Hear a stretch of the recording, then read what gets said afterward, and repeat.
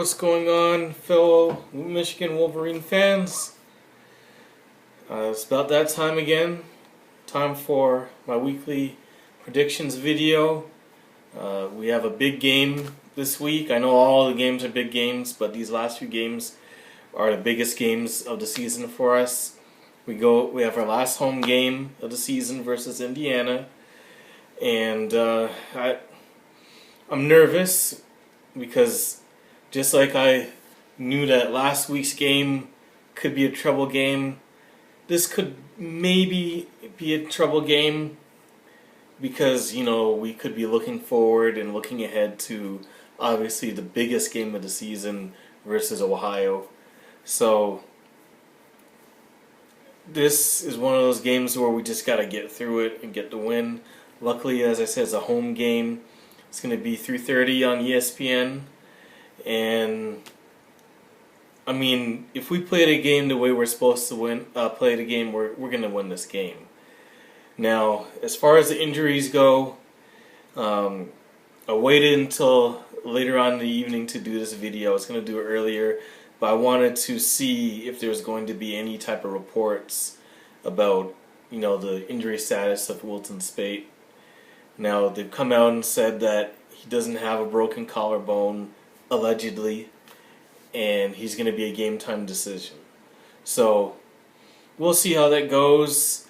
Had it not been, if he had been out for this game, 100%, as far as who's going in for him, I'm not too concerned about that.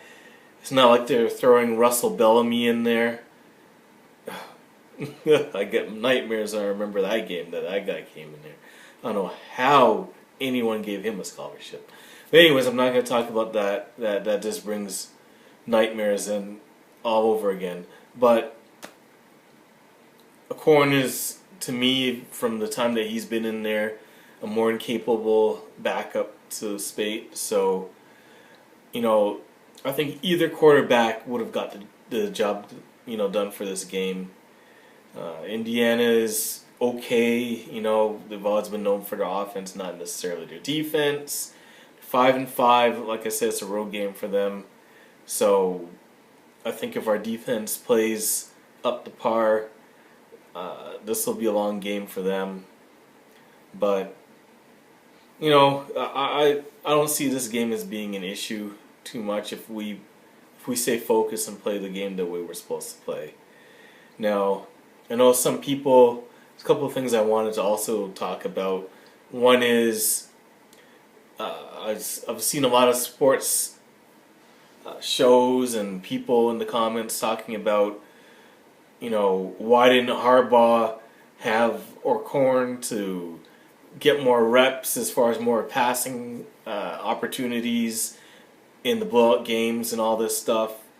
And it's amazing that I see that and people criticizing for that, but yet when I've seen him work on certain things in a game, like I remember one game we did this fake extra point, run it in for 2 play, or there was one time where instead of going for a punt, we did a fake punt, and I remember in the comments section of the game stream on Yahoo, people were just absolutely crushing him for doing that, saying that he,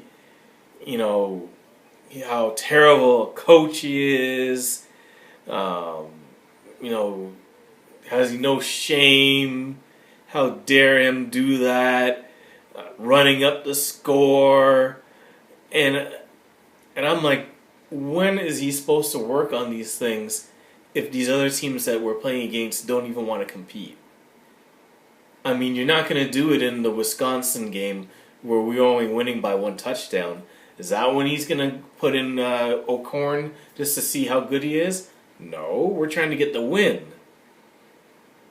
Now, in the games where we're blowing out some team 59-3, if you were to start throwing the ball around the field, they'd be crushing us, talking about we're running up the score. So when can you really get those proper reps?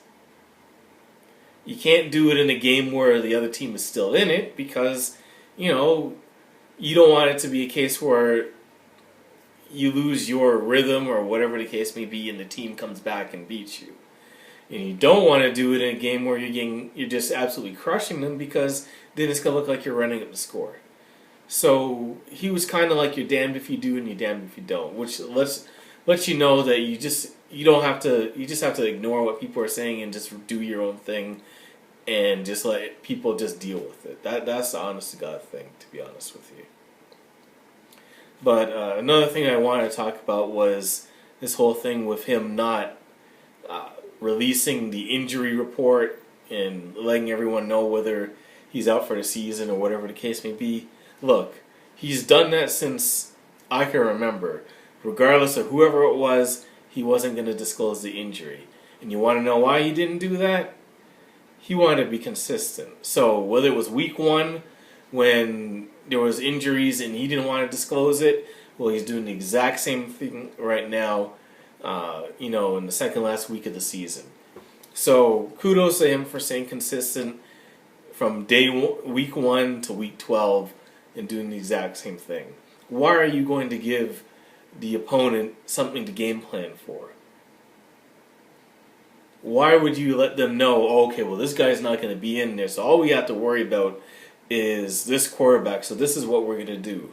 No, you're not going to let them know until the beginning of the game who's going to be in there so that they have to account for everything. The more things that they have to account for is the less focus they can do or put on game planning for you. So even if a corner is going to be in there 100%, Harbaugh's not going to let them know that until game time. Why? So they'd be like, okay, we have to game plan for Wilden Spate being in there. Maybe it's O'Corn. We don't know.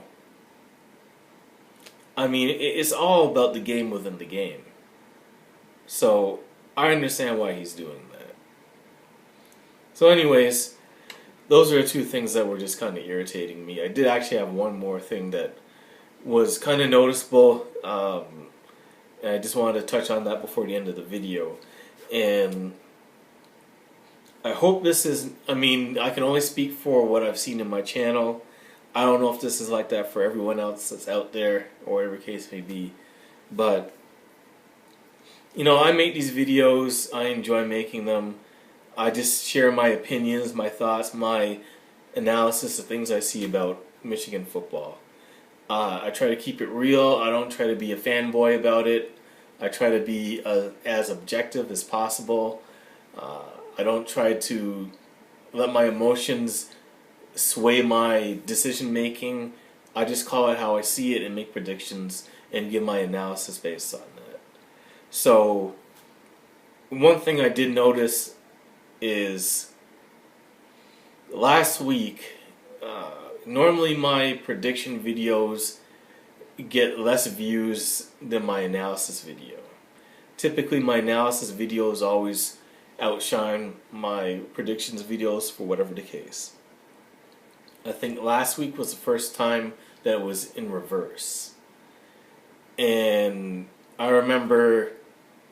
can't remember if it was week 5 or week 6, I think it was week 6, when we absolutely Goomba stomped Rutgers.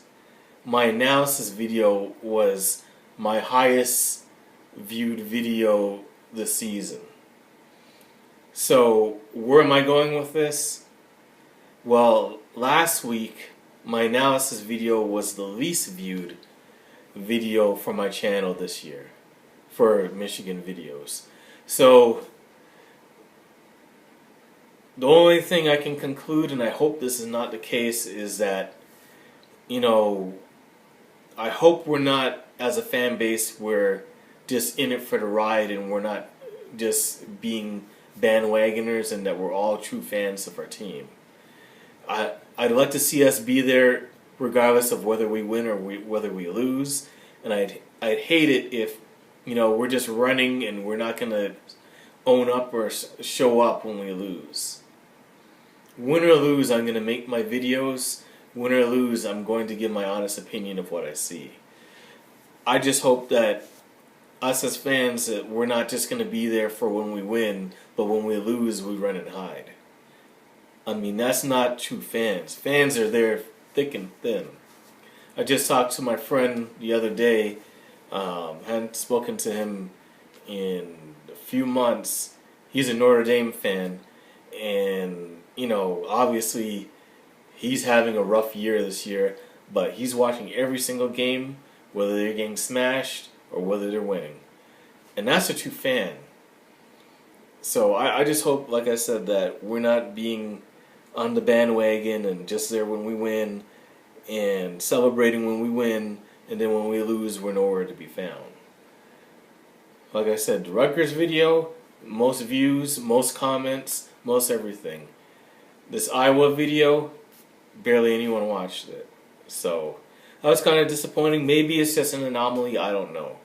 But, I hope we're there all the way to the end. So anyways, that's it for the video. Like I said, I think we're going to win. I think it's not going to be like last week's game where it's going to be one of those nail biters. I think that we're going to get it back together and get a pretty solid win before we go against Ohio. So anyways, that's the video. Thank you for watching. If you've made it this far and you enjoyed what I said and you enjoy my commentary, definitely please feel free to leave a like. It definitely helps my channel.